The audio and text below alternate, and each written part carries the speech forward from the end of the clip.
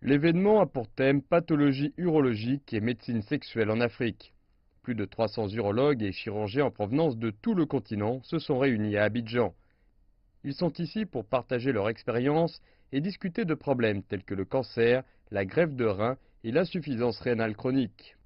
Les urologues en Afrique en général et dans la sous-région veulent vraiment travailler, ils veulent progresser dans leur métier. Mais ce qui leur manque, ce sont des équipements. Leurs hôpitaux ne disposent pas des technologies de pointe les plus récentes.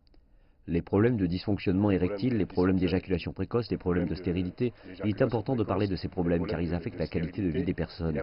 Il est donc important que la médecine sexuelle ne soit plus un sujet tabou car cela fait partie des objectifs du ministère de la Santé physique et mentale des personnes de résoudre les problèmes des patients. Les recommandations formulées lors du forum se sont axées sur l'harmonisation des techniques chirurgicales dans différents pays, le développement des infrastructures de santé en Afrique et l'augmentation du nombre de programmes d'urologie agréés sur le continent.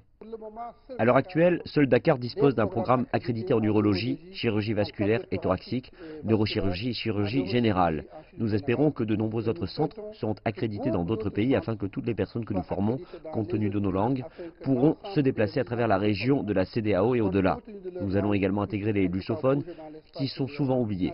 Le Sénégal est la seule partie de l'Afrique où le portugais, le français et l'anglais sont présents ensemble. C'est pourquoi l'Organisation des États américains utilise ces langues de travail et nous devons amener nos collègues de Guinée-Bissau et du Cap-Vert à se joindre à nous pour pouvoir travailler ensemble.